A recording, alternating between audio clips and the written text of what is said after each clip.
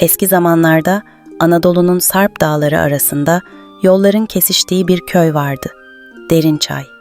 Bu köy, ticaret yollarının uğrak yeri olduğu için oldukça hareketliydi. Köyün pazarında ipekten kumaşlar, baharatlar ve türlü türlü mallar bulunurdu. Fakat Derinçay'ın asıl ünü köy meydanındaki büyük hanıyla gelirdi. Bu han hem yolculara hem de tüccarlara konaklama sağlardı. Fakat hanın adı son zamanlarda sıkça farklı bir sebeple anılmaya başlamıştı. Han sahibi Yusuf'un kaybolan geçmişi. Yusuf, 50'li yaşlarında sert bakışlı ama adil bir adamdı. Köyde herkes ona saygı duyar, sözüne güvenirdi. Ancak kimse onun gençliğini, nereden geldiğini ya da neden Derinçay'a yerleştiğini bilmezdi. Yusuf bu konularda konuşmayı sevmez, geçmişini soranlara sadece şu cevabı verirdi. İnsan bazen kül olup yeniden doğar. Nereden geldiğim değil, kim olduğum önemli. Bir sonbahar sabahı, Yusuf'un hanında konaklayan tüccarlar arasında garip bir kişi dikkat çekti. Bu adam, ince uzun yapılı, sakallı ve kaftanı yıpranmış biriydi. Hanın köşesine oturmuş, sessizce bir şeyler yazıyordu. Yanında duran torbasında ise eski, deri kaplı bir kitap ve birkaç mühür vardı. Köylüler, adamın kim olduğunu anlamaya çalışırken Yusuf dikkatlice onu izliyordu. O gün öğle vakti hanın avlusunda bir grup köylü sohbet ederken yabancı adam Yusuf'a yaklaştı. Aralarında geçen konuşma herkesin dikkatini çekti. Adamın sesi düşük ama kararlıydı. "Yusuf Bey, seninle konuşmamız lazım. Eski günlerle ilgili." Yusuf kaşlarını çattı. Bu tür konuşmalardan hoşlanmazdı. Fakat adamın gözlerindeki ciddiyet bir an için onu duraksattı. "Eski günleri geçmişte bırakmayı tercih ederim," dedi Yusuf sert bir ifadeyle. "Ama anlatacak bir şeyin varsa dinlerim." Adam elindeki eski kitabı Yusuf'a doğru uzattı. Kapakta Osmanlı tuğrasına benzer bir sembol vardı. "Bunu hatırlıyor musun?" diye sordu yabancı. Yusuf'un yüzü bir anda bembeyaz kesildi. Kitabı açmadan önce bir an duraksadı. Kitap, onun gençliğinde tanıdığı birine ait olmalıydı. Ama kim? Derin bir nefes aldı ve kitabın ilk sayfasını çevirdi. Sayfada yazılı olan cümle, Yusuf'un hafızasındaki kapıları birer birer aralamaya başladı. Her külliyatın bir sahibi vardır. Küller, er ya da geç rüzgarla dağılır. Yusuf kitabı kapattı ve yabancıya döndü. Sesinde bastırılmış bir öfke vardı. "Sen kimsin? Beni neden buldun?" Adam sakin bir şekilde cevap verdi. "Benim adım İshak. Zamanında sana borçlu kalan birinin oğluyum. Bu kitap, babamın sana olan borcunun bir parçasıydı. Şimdi onu sana geri getiriyorum. Çünkü bununla ilgili bilmen gereken şeyler var." Bu konuşma, hanın avlusunda bir fısıltı dalgası yarattı. Yusuf bir an sessiz kaldı. Sonra adamı kolundan tutup hanın arka odalarından birine çekti. Kapı kapandığında köylüler merakla bir araya gelip fısıldaşmaya başladı. "Bu İshak da kim? Yusuf'un ne borcu olabilir ki? Yusuf'un geçmişinde ne saklı ki?" Han odasında geçen konuşmaysa bambaşka bir yön almıştı. Yusuf, İshak'a sert bir şekilde çıkıştı. "Kitabı getirdin. İyi. Şimdi ne istiyorsun?" İshak sakinliğini koruyarak cevap verdi. "Benim istediğim bir şey yok. Ama öğrenmen gereken şeyler var. Babanın ölümünden sonra sana bırakılan mirasın tamamını bilmediğini düşünüyorum. Kitabın içindeki notları okumalı ve geçmişinle yüzleşmelisin." Yusuf bir an duraksadı. Gençliğinde geride bıraktığı o karanlık yıllar aklına tekrar üşüşmüştü. Fakat hanın sahibi olarak saygınlığını kaybetmek istemiyordu. Kendine güvenli bir şekilde doğruldu ve kitabı masanın üzerine bıraktı. "Geçmişim beni bugün olduğum yere getirdi ama artık geçmişle ilgilenmiyorum. Bu konuyu burada kapatıyoruz." İshak, Yusuf'un bu kadar kolay pes etmeyeceğini biliyordu. Hafifçe gülümseyerek kapıya yöneldi ve çıkarken şunu söyledi.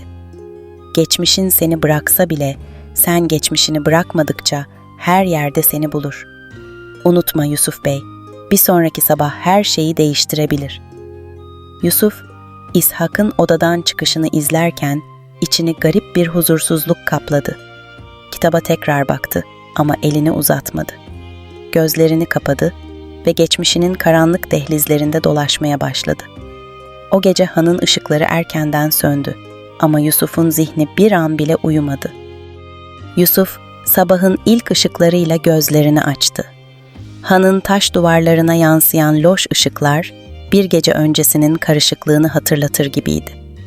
Odaya hakim olan sessizlikte, masanın üzerinde duran deri kaplı kitap, Yusuf'u adeta çağırıyordu.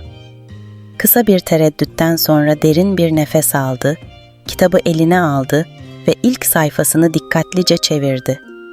Sayfalarda yazılı olan metin, Yusuf'un gençliğinde çok iyi tanıdığı bir yazıya aitti. Babası, Osmanlı'nın devlet dairelerinde katip olarak çalışan biriydi.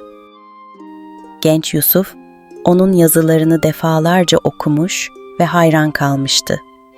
Ama bu sayfada yazılı olanlar, babasının mirasını çok daha karmaşık bir hale getiriyordu. Bu kitabı bulduğun gün, ailenin asıl sırrını öğrenmeye bir adım daha yaklaşacaksın. Ancak bu sır, seni ya özgür kılacak ya da yok edecek. Yusuf, cümlenin ağırlığını hissetti. Babası hayatını kaybetmeden önce ona bu kitabı emanet etmeye çalışmıştı. Ancak o zaman Yusuf, gençlik hevesiyle babasının sözlerini dikkate almamış, kendi yolunu çizmek istemişti.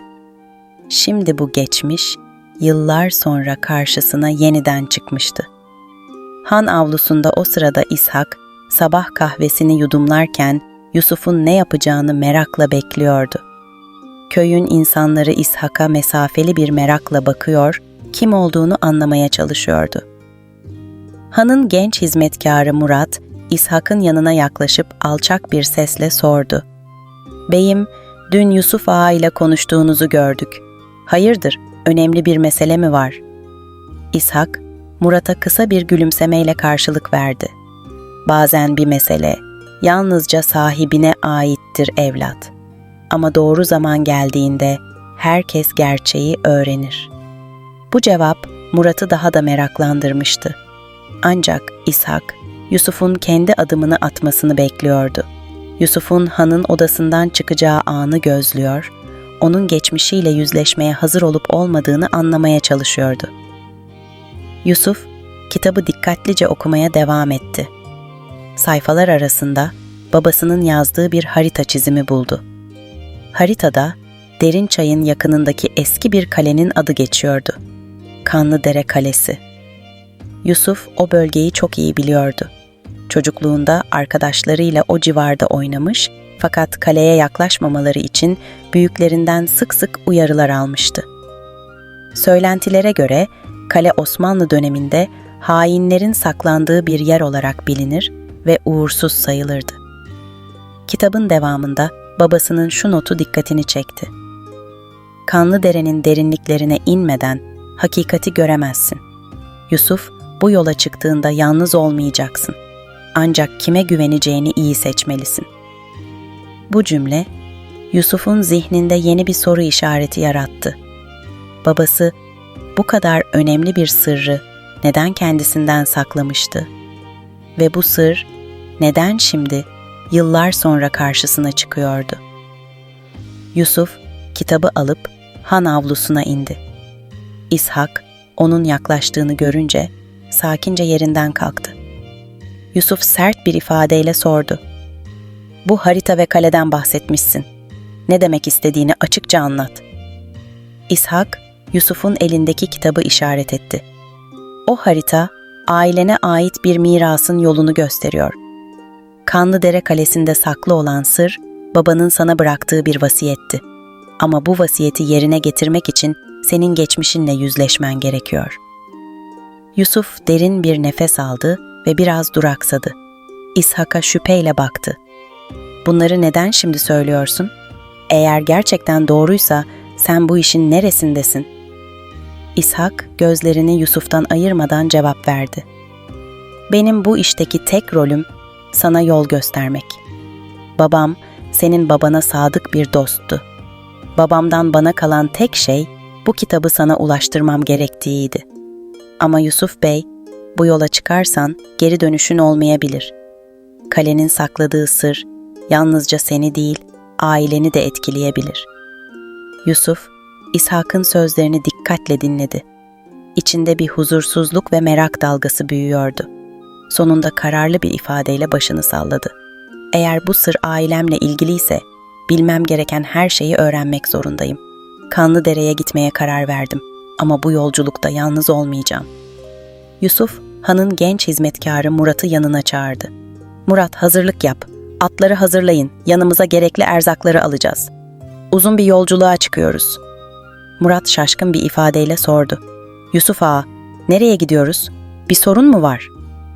Yusuf, Murat'a dönüp sert ama güven veren bir sesle cevap verdi. Bir sırra ulaşmamız gerekiyor. Ve bu sır yalnızca geçmişin külleri arasında gizli. İshak, Yusuf'un kararlılığını görünce hafifçe gülümsedi. Yusuf'un bu yola çıkacağına emindi. Ancak yolculuğun sonunda neler olacağını kestirmek mümkün değildi.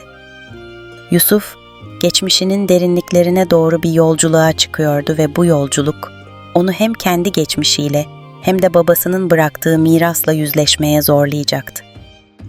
Gün doğmadan önce Yusuf, İshak ve genç hizmetkar Murat hazırlıklarını tamamlamışlardı.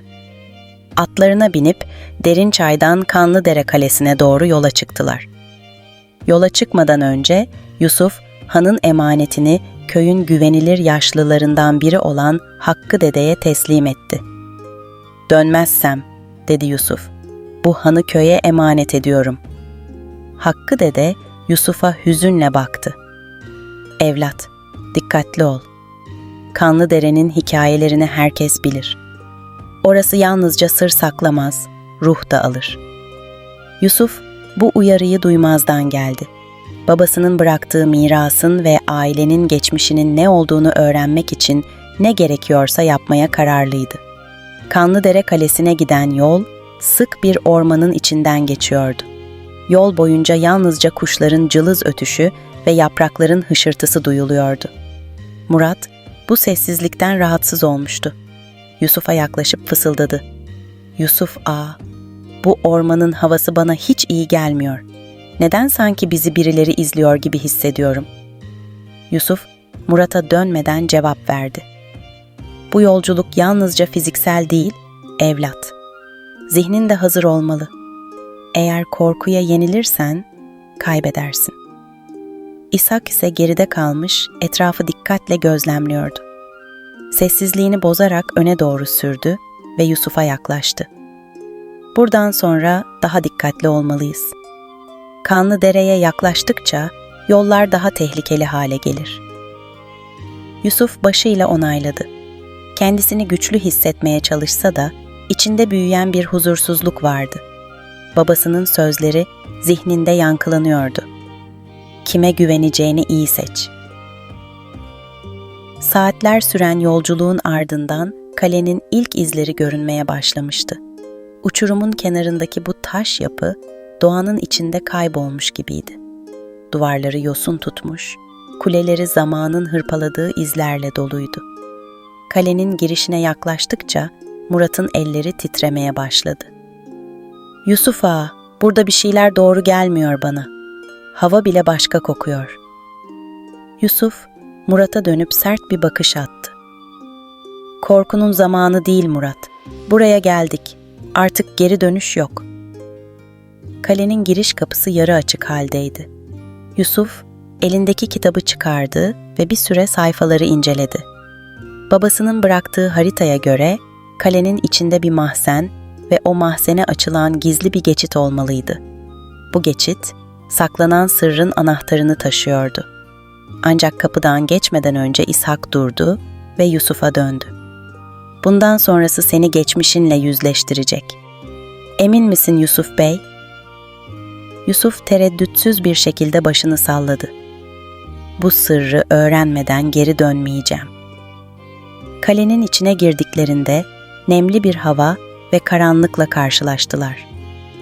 Duvarlarda eski işlemeler, Osmanlı döneminden kalma tuğralar vardı. İshak, fenerini yakıp duvarlardaki işaretlere bakarak ilerledi.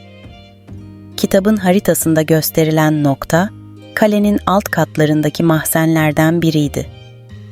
Mahzene vardıklarında, Yusuf'un babasının tarif ettiği taş kapı önlerinde duruyordu. Kapının üzerinde şu yazılıydı: "Geçmişin küllerine dokunmadan geleceğini şekillendiremezsin." Bu cümle Yusuf'un zihninde yankılandı. Babasının mirası onu sadece bir sırrı öğrenmeye değil, geçmişte yüzleşemediği hatalarını anlamaya çağırıyordu. Yusuf ellerini taş kapıya koydu ve derin bir nefes alarak itti. Kapı ağır bir şekilde açıldı ve karanlık bir odaya adım attılar. Odada eski bir masa ve masanın üzerinde küçük bir sandık vardı. Sandığın yanında ise Yusuf'un babasına ait olduğu anlaşılan bir mektup duruyordu. Yusuf titreyen ellerle mektubu aldı ve okumaya başladı. "Sevgili oğlum Yusuf, bu mektubu okuduğunda benim artık hayatta olmadığımı bileceksin. Ancak bil ki sana bıraktığım şey yalnızca bir hazine değil, ailenin onurunu kurtaracak bir hakikattir. Bu sandığın içinde Osmanlı'nın son dönemlerinde yapılan bir haksızlığın belgeleri var. Bu belgeler yalnızca bizim değil, bu köyün de kaderini değiştirecek güce sahip. Fakat bu bilgiyi doğru kişilerle paylaşmalısın. Aksi takdirde hem kendini hem de bizi tehlikeye atarsın." Yusuf mektubu okurken gözleri doldu. Babası yalnızca bir miras değil, bir yük de bırakmıştı ona. Sandığı açtığında içinde eski belgeler, mühürlü parşömenler ve bir avuç altın buldu. İshak belgeleri dikkatlice inceledi ve Yusuf'a döndü. "Bunlar Osmanlı döneminde yapılan yolsuzlukları ve haksızlıkları ortaya koyan belgeler. Eğer bu belgeler açığa çıkarsa yalnızca senin değil, bu köyün de kaderi değişir." Yusuf derin bir nefes aldı ve kararlı bir şekilde başını salladı. "Bunları saklamayacağım. Babamın mirası doğruyu savunmaktı. Onun onurunu yaşatacağım." Fakat tam o sırada mahzenin dışından gelen bir ses hepsini irkiltti. Kapıya doğru döndüler ve gölgelerin arasında bir silüet belirdi.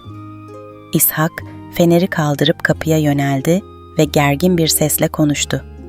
"Kim var orada?" Gölgeler arasından bir ses yankılandı. "Bu sır burada kalmalı. Yoksa herkes bedel öder." Mahzene dolan karanlık, Yusuf ve beraberindekilerin nefeslerini kesmişti. Kapıda beliren silüet yavaşça yaklaştı. İshak fenerini bir kez daha kaldırarak sesin sahibini görmek istedi. Gölgeler arasından orta yaşlı, sert bakışlı bir adam ortaya çıktı. Üzerinde basit ama bakımlı bir kaftan vardı. Gözlerinde ise Yusuf'a yönelmiş keskin bir tehdit parlıyordu. Adam, tok ve güven dolu bir sesle konuştu. "Bu belgeler dışarı çıkarsa yalnızca senin değil, herkesin hayatı tehlikeye girer. O yüzden dikkatli ol Yusuf Bey." Yusuf, titreyen ellerini sakinleştirmeye çalışarak belgeleri geri sandığa koydu ve adama döndü. "Sen kimsin? Bu mahzende ne arıyorsun?" Adam bir adım daha yaklaşarak cevap verdi. "Benim adım Zahir. Bu kalenin ve buradaki sırların bekçisiyim. Babanın vasiyetini yerine getirmeni engellemeyeceğim.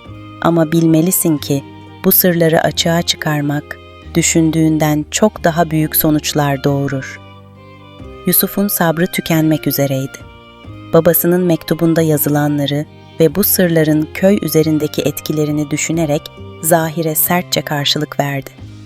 "Babam bu belgeleri bana bıraktı. Bu onun onuruydu. Köydeki haksızlıkların son bulması için bunları ortaya çıkarmam gerek. Kimse beni durduramaz. Zahir, Yusuf'un kararlılığını görünce gülümseyerek başını salladı. Karar senin Yusuf Bey. Ama şunu bil ki her adımında daha fazla düşman edineceksin. Bu belgelerin yalnızca köyde değil, civardaki büyük toprak sahiplerinde bile etkisi var. Seni durdurmaya çalışanlar olacak. Bu gerilim dolu konuşmadan sonra Zahir sessizce mahzenden ayrıldı. Yusuf sandığın kapağını kapattı ve derin bir nefes alarak İshak ve Murat'a döndü. Bu yolun kolay olmayacağını biliyorum. Ama bu sırlar yalnızca benim değil, herkesin özgürlüğü için gerekli. Kanlıdere'deki bu yükü taşımaya hazırım. İshak, Yusuf'un kararlılığından etkilenmişti. Hafifçe başını eğerek destek verdi. Senin yanındayım Yusuf Bey. Ama bundan sonra kime güveneceğimizi çok iyi bilmeliyiz. Yusuf sandığı alarak atlarına doğru ilerledi. Yol boyunca Zahir'in uyarıları zihninde yankılanıyordu. Köye geri döndüklerinde onları farklı bir huzursuzluk bekliyordu. Derinçay'a vardıklarında köy meydanı normalden daha sessizdi. Yusuf, hanın önüne geldiğinde Hakkı Dede onları karşıladı. Yaşlı adamın yüzünde derin bir endişe vardı. Evlat, burada işler karıştı. Sizin Kanlıdere'ye gittiğinizi duyan bazı kişiler sizinle ilgili sorular sormaya başladı. Özellikle büyük toprak sahiplerinden birinin adamları seni arıyor. Yusuf, durumu anlamaya çalışarak Hakkı Dede'ye sordu. Kim bu toprak sahibi? Neden beni arıyorlar? Hakkı Dede, Yusuf'a yaklaşarak alçak bir sesle konuştu. Ahmet Ağa, bu köyün ve civardaki toprakların büyük kısmına sahip. Babandan kalan sırların onunla bir bağlantısı var gibi görünüyor. Ahmet Ağa'nın adamları sizin bir şeyler bulduğunuzdan şüpheleniyor. Bu haber Yusuf'u daha da dikkatli olmaya zorladı. Hakkı Dede'ye teşekkür ederek hanın içine geçti ve İshak'la Murat'ı yanına çağırdı. Sandığı odanın ortasına koyarak İshak'a döndü. Bu belgelerin ne kadar güçlü olduğunu anlamaya başladım. Ama Ahmet Ağa gibi birine karşı nasıl hareket edeceğiz? İshak bir süre düşündükten sonra Yusuf'a bir öneride bulundu. Bu belgeleri köyde açıklarsak Ahmet Ağa hemen harekete geçer. Daha geniş bir destek almamız gerek. Osmanlı'nın merkezi otoritesine bağlı güvenilir birine ulaşıp bu belgeleri teslim edebiliriz. Yusuf bu öneriyi mantıklı buldu. Ancak harekete geçmeden önce köydeki bazı insanlarla konuşması gerekiyordu. Babasının bu köy için nasıl bir miras bıraktığını daha iyi anlamak istiyordu. Ertesi gün Yusuf köyün güvenilir insanlarını hanın avlusunda topladı. Aralarında köyün öğretmeni Halil Efendi, eski imam Sadık Hoca ve birkaç yaşlı çiftçi vardı. Sandığı masanın üzerine koyarak konuşmaya başladı. Babamın bıraktığı bu belgeler yalnızca benim değil, bu köyün kaderini değiştirecek. Ancak bu sırları açıklamak için hepinizin desteğine ihtiyacım var. Ahmet Ağa gibi kişiler bizi susturmaya çalışacak. Ama bir arada durursak doğruyu savunabiliriz. Halil Efendi, Yusuf'un konuşmasını dikkatle dinledikten sonra söz aldı. Yusuf, sen doğru bir adım atıyorsun. Ama bunu yaparken dikkatli olmalısın. Ahmet Ağa'nın gücü yalnızca bu köyle sınırlı değil. O yüzden doğru zamanı beklemek önemli. Sadık Hoca ise dua eder gibi konuştu. Eğer bu yol köyün iyiliği içinse Allah yardımcımız olur. Ama unutma evlat, her doğru adımın bir bedeli vardır. Yusuf, köylülerin desteğini hissederek bir kez daha kararlılıkla konuştu. Bu yolun sonunda ne olursa olsun, adaleti sağlamak için mücadele edeceğim. Babamın onurunu ve bu köyün haklarını savunacağım.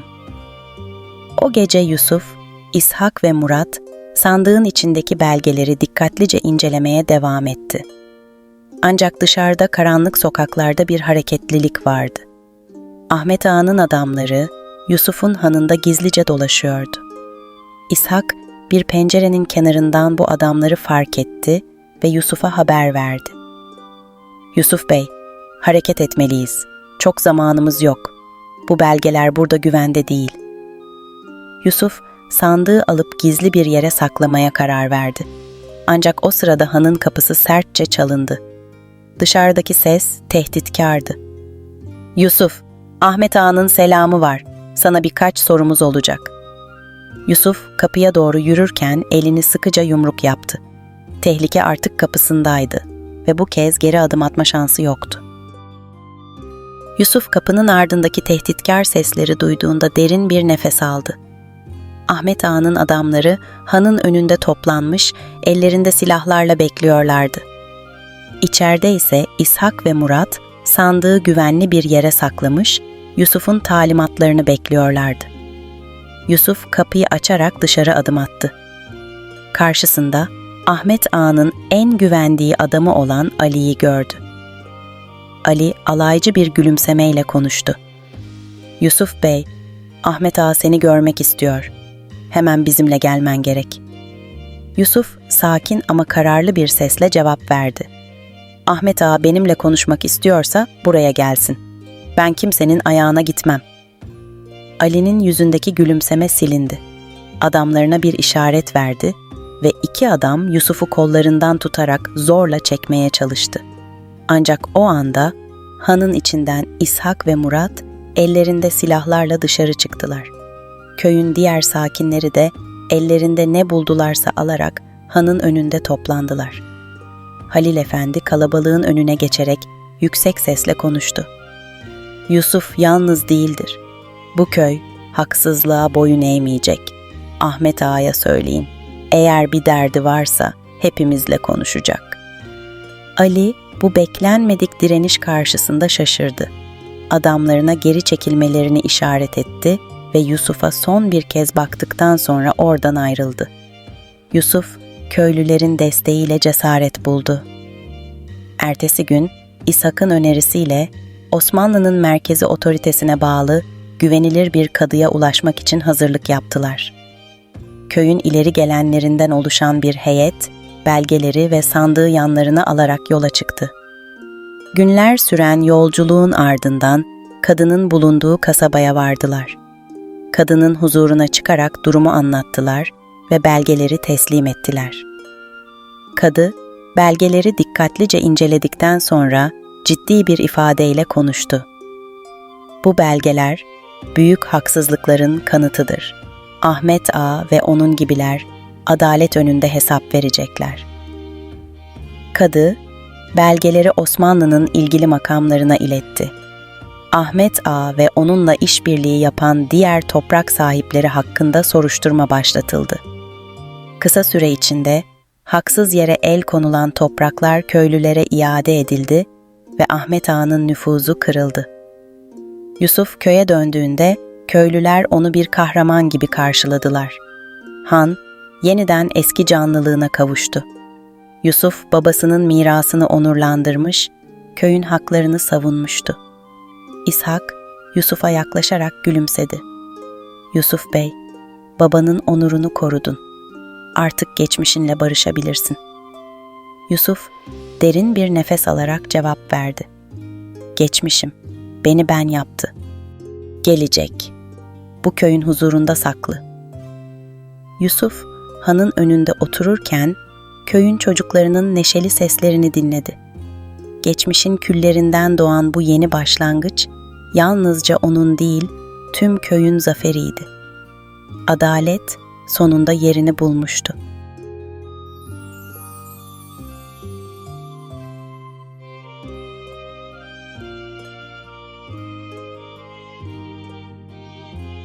Anadolu'nun bereketli topraklarında, henüz Osmanlı'nın şanlı yıllarında küçük ama hareketli bir köy vardı, Hacet Köyü.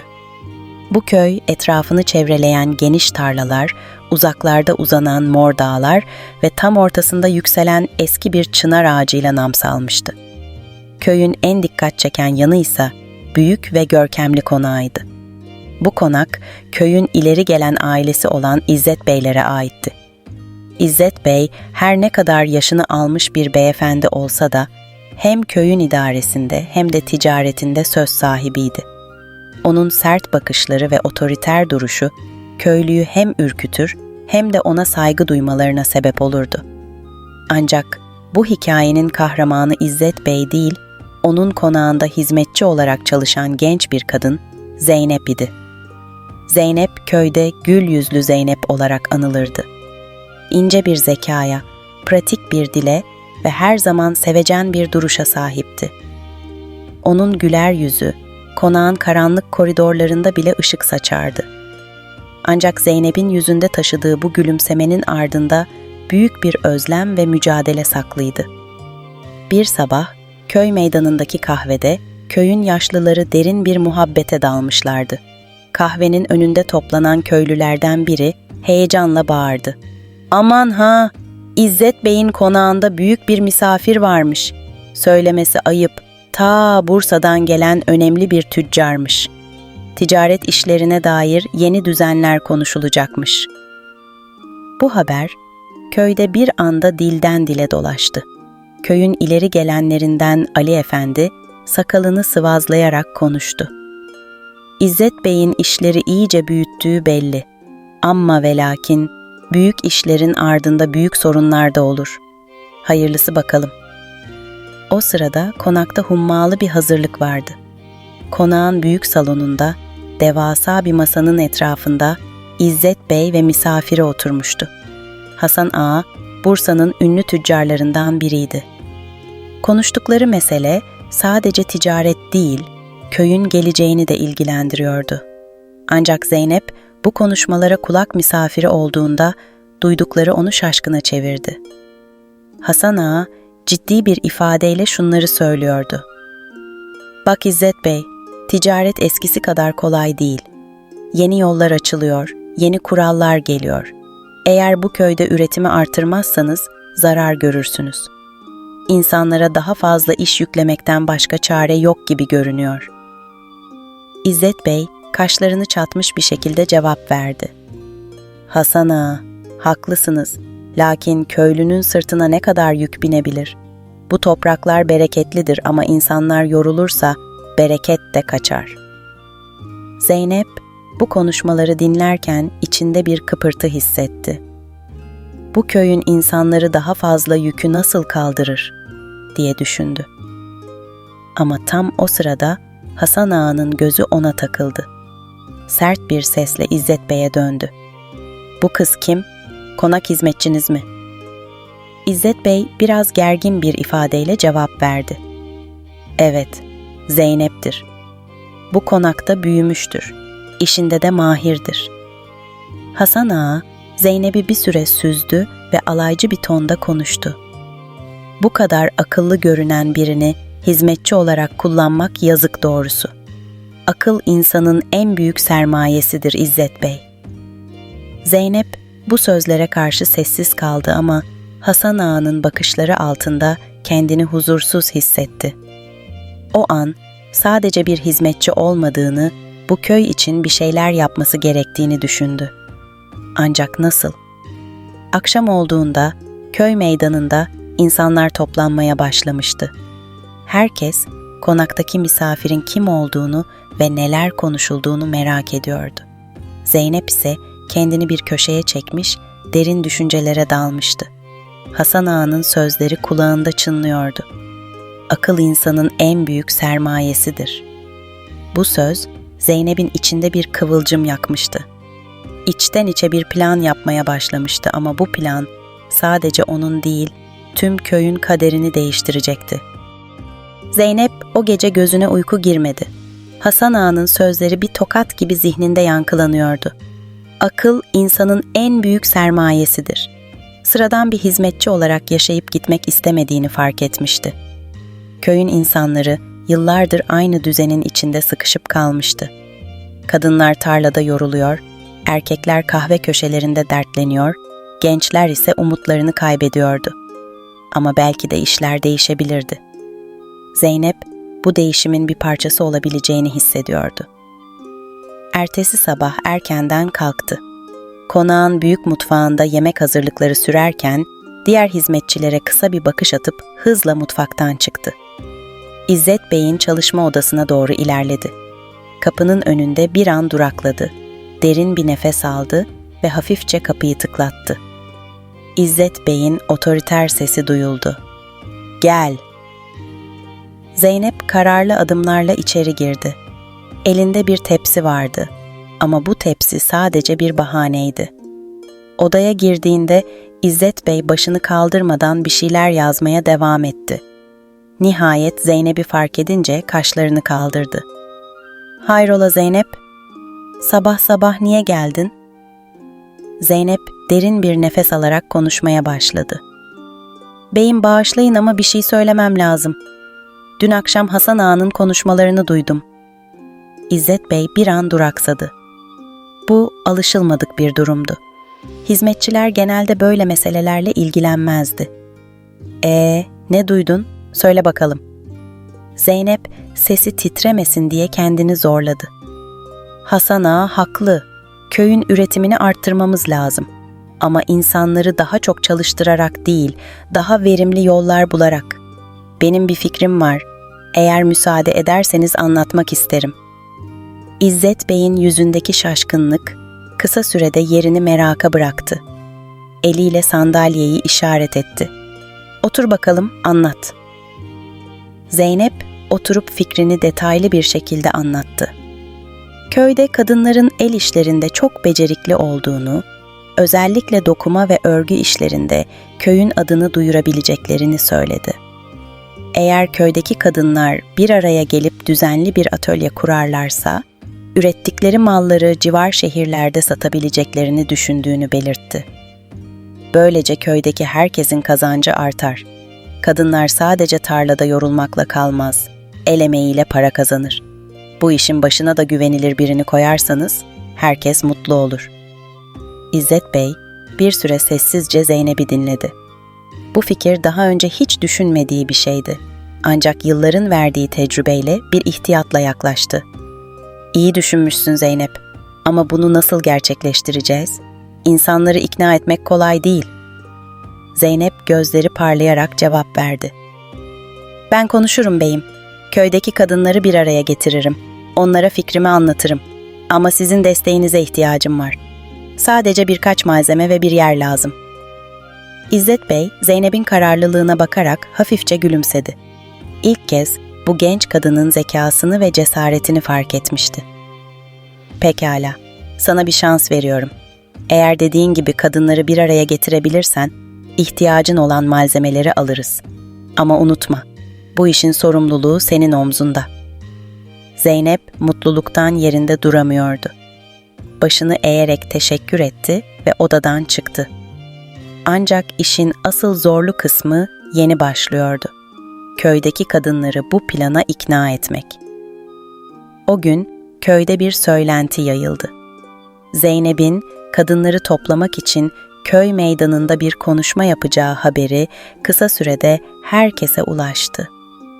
Köydeki bazı kadınlar bu haberi duyunca homurdanmaya başladı. Hizmetçinin biri çıkmış, köyün kaderini değiştirecekmiş. "Hadi canım sen de." Ancak Zeynep yılmadı. Akşamüstü meydanda toplanan kadınların karşısına geçti. Üzerindeki sade elbiseye rağmen duruşunda büyük bir ciddiyet vardı. Eline bir bez mendil alıp meydanın ortasına doğru seslendi. "Hepinizin vaktini alacağım için kusura bakmayın. Ama dinlerseniz hepimizin hayatını değiştirecek bir fikrim var." Kadınlar merakla birbirlerine baktı. Kalabalığın ön sıralarında oturan yaşlı Hacer ana başını sallayarak konuştu. "Anlat kızım, dinliyoruz."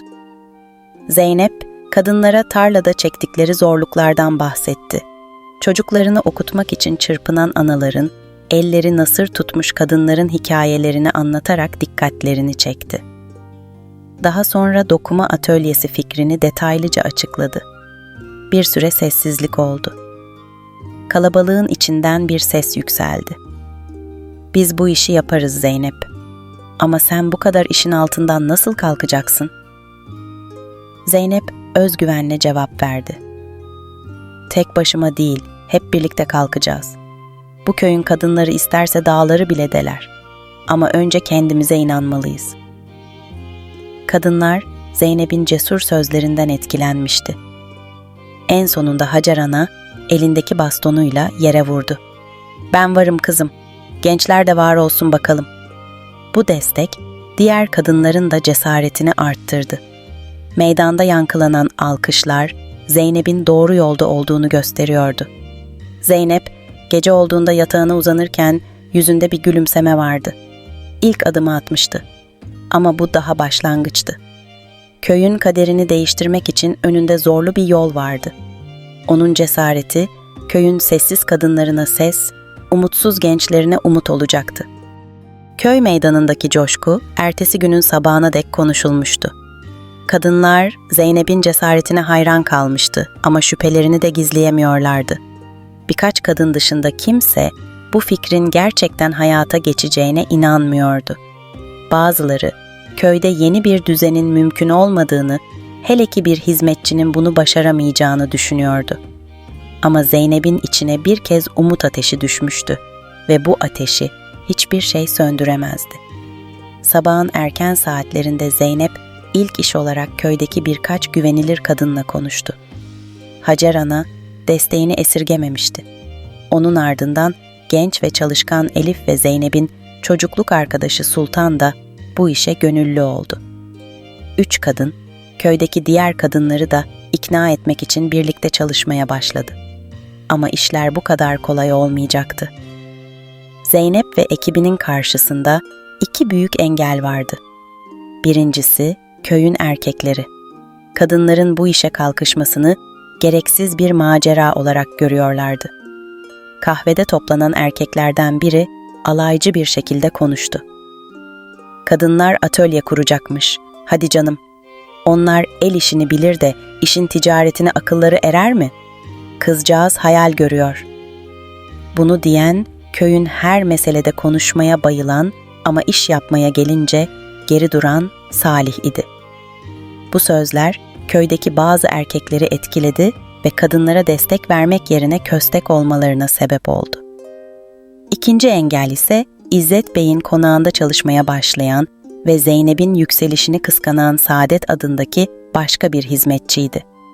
Saadet, Zeynep'in başarısız olmasını dört gözle bekliyordu ve fırsat buldukça kadınları bu fikirden vazgeçirmeye çalışıyordu.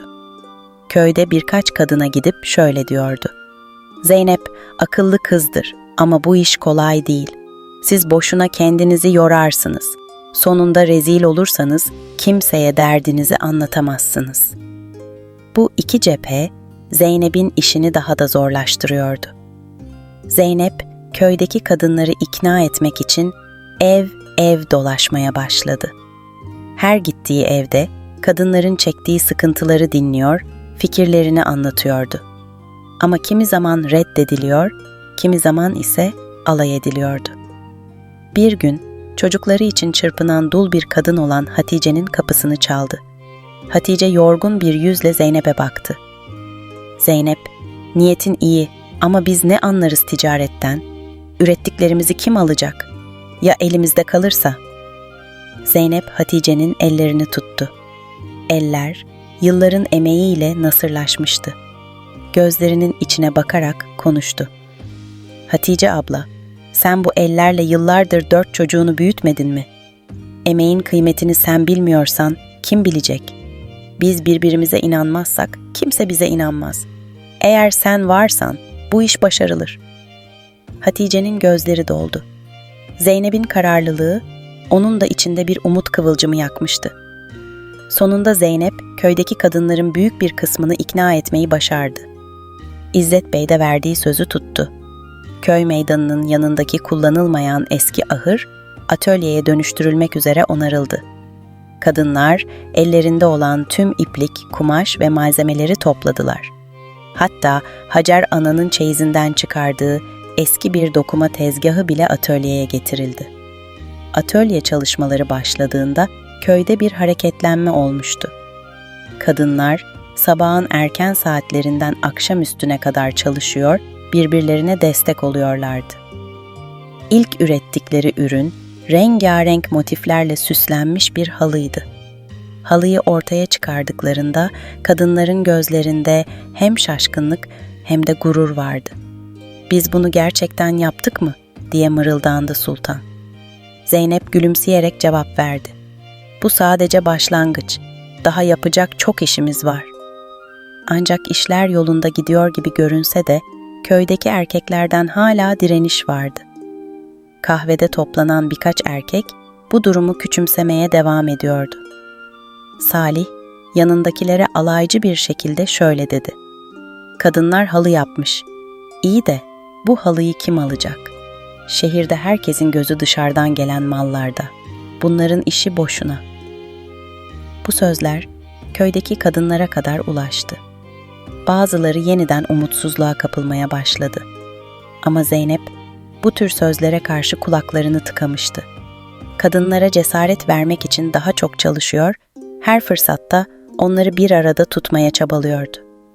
Bir gün İzzet Bey atölyeyi ziyaret etmek için geldi. Kadınların emeğini ve ürettiklerini görünce yüzünde memnuniyet belirdi. Zeynep'e dönerek şöyle dedi: "Zeynep, söylediklerinde haklıymışsın. Bu iş sadece kadınların değil, köyün kaderini değiştirebilir. Ama şimdi asıl mesele bu ürünleri satacak bir yol bulmak." Bu sözler Zeynep'in aklında yeni bir fikir uyandırdı. Ürettikleri ürünleri Bursa pazarına götürmeye karar verdi. Ancak bu kararı vermek yeni bir maceranın başlangıcı olacaktı. Zeynep, ürettikleri ürünleri Bursa pazarına götürme fikrini İzzet Bey'e açtığında o bile biraz tereddüt etti. Bursa gibi büyük bir şehre gitmek kolay değildi. Özellikle kadınların ellerinde köyde dokunan ürünlerle bu pazarda yer bulması imkansız gibi görünüyordu. Ama Zeynep'in cesareti ve inancı İzzet Bey'i de harekete geçirmişti. Ona güvenerek bu girişime destek olmaya karar verdi. Bir haftalık hummalı bir hazırlığın ardından Zeynep ve kadınlar ürettikleri halı, kilim ve dokuma bezleri bir arabaya yükleyerek yola çıktılar. Köyün at arabasını kullanmaları için genç Mehmet gönüllü olmuştu. Mehmet, köydeki kadınların bu çabasına hayranlık duyuyor, Zeynep'in liderliğini içten içe takdir ediyordu. Zeynep'in yanında Hacer Ana, Elif ve Sultan da vardı. İlk kez böyle bir maceraya atıldıkları için heyecan ve tedirginlik bir aradaydı. At arabası köyden uzaklaşıp dağ yollarına girdiğinde Hacer Ana gülümseyerek şöyle dedi: "Kızım, hayatımda ilk defa köyden bu kadar uzaklaşıyorum. Şu dağların ardında ne olduğunu hep merak etmiştim." Zeynep, Hacer Ana'ya dönüp cesaretle konuştu. "Hacer Ana, senin emeğin bu dünyaya değer. Bugün bunu tüm Bursa görecek." Bu sözler arabada bir an sessizlik yarattı. Kadınlar içlerindeki umudu büyüterek yollarına devam etti. Bursa'ya ulaştıklarında pazar yerinin kalabalığı ve hareketliliği karşısında hayrete düştüler. İnsanlar bağırıyor, mallar satılıyor, farklı dillerde konuşmalar duyuluyordu. Zeynep kadınlara dönerek kararlı bir sesle konuştu. "Korkmayın, bizim ürünlerimiz bu pazarın en değerlisi olacak. Yeter ki pes etmeyelim." Pazar yerinde küçük bir alan kiralayarak ürünlerini sergilediler.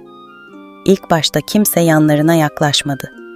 İnsanlar köylü kadınların ürünlerine uzaktan bakıp geçiyor, bazen alaycı ifadelerle başlarını çeviriyordu.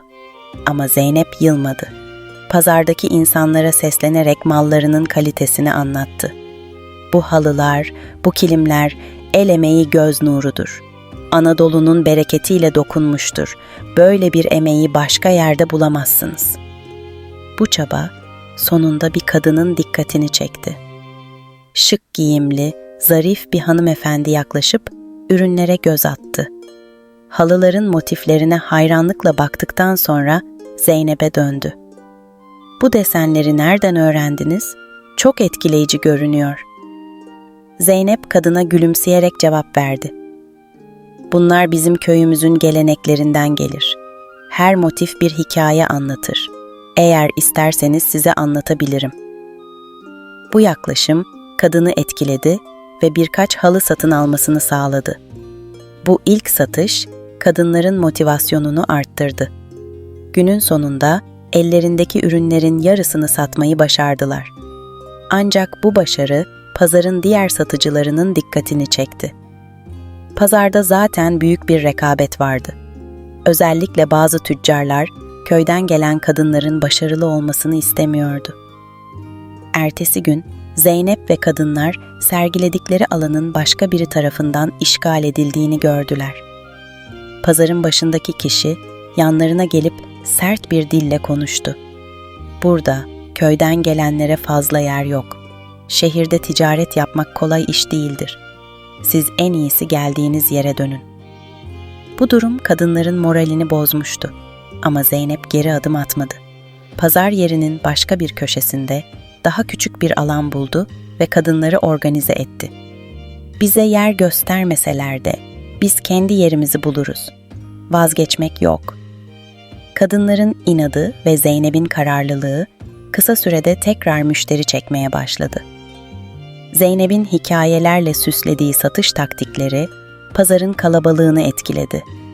Ancak bu kez daha büyük bir sorunla karşılaştılar: fiyat düşürme baskısı. Bazı tüccarlar kadınların ürünlerini daha ucuza satmaya zorlamaya çalışıyordu. Tam işler iyiye gidiyor gibi görünürken pazardaki bir tüccar Zeynep'in kadınları organize etmesinden rahatsız olup pazar başkanına şikayette bulundu. Pazar başkanı kadınların tezgahına gelerek uyarıda bulundu. "Bu pazarda herkesin kurallara uyması gerek. Eğer satış yapmaya devam etmek istiyorsanız vergiyi ödemelisiniz." Bu durum kadınlar için büyük bir şoktu. Ellerindeki kazancın bir kısmını vergiye vermek zorunda kalacaklardı. Ancak Zeynep hemen bir çözüm düşündü. Kadınlara dönerek cesaretle konuştu. "Bu bizim yılmamız için bir bahane değil. Bu işi köydeki kadınlar için yapıyoruz. Eğer kazancımızdan birazını vermemiz gerekiyorsa yaparız. Ama buradan eli boş dönmek yok." Kadınların onayıyla kazançlarının bir kısmını vergiye vererek tezgahlarını açık tutmayı başardılar. Bu fedakarlık onların pazar yerinde saygı görmesini sağladı. Haftanın sonunda kadınlar neredeyse tüm ürünlerini satmıştı. Ürettikleri ürünlerin kalitesi ve hikayeleri pazarın dikkatini çekmişti. Pazarın son gününde daha büyük bir tüccar Zeynep'in yanına gelerek konuştu. "Bu ürünlerinizden daha fazlasını almak isterim. Eğer köyünüzde bu işi büyütürseniz size düzenli sipariş verebilirim." Bu teklif Zeynep ve kadınlar için büyük bir dönüm noktasıydı. Yorgun ama gururlu bir şekilde köylerine döndüler. Artık sadece bir hayal değil, gerçek bir başarı hikayesi yazmaya başlamışlardı. Zeynep ve kadınlar Bursa'dan köye döndüklerinde tüm köy meydanında bir hareketlenme vardı. Arabadan indikleri anda onları karşılayan kalabalık kazandıkları başarıyı öğrenmiş, hayranlık ve merakla çevrelerine toplanmıştı. Köyün yaşlıları ve gençleri kadınların cesaretine ve emeğine saygı duymaya başlamıştı. Ancak bu başarı bazılarını rahatsız etmeye devam ediyordu. Salih ve onun gibi düşünen birkaç erkek hala kadınların böyle bir girişime kalkışmasını küçümsüyordu. Kahvede oturup homurdandılar. "Halı satmışlar diye büyük tüccar mı oldular şimdi? Kadın kısmının işi tarlada olur, ticarette değil." Ama Zeynep bu sözlere aldırmadan çalışmaya devam etti. Bursa'daki büyük tüccarın verdiği sipariş, köydeki kadınlar için yeni bir dönemin başlangıcı oldu.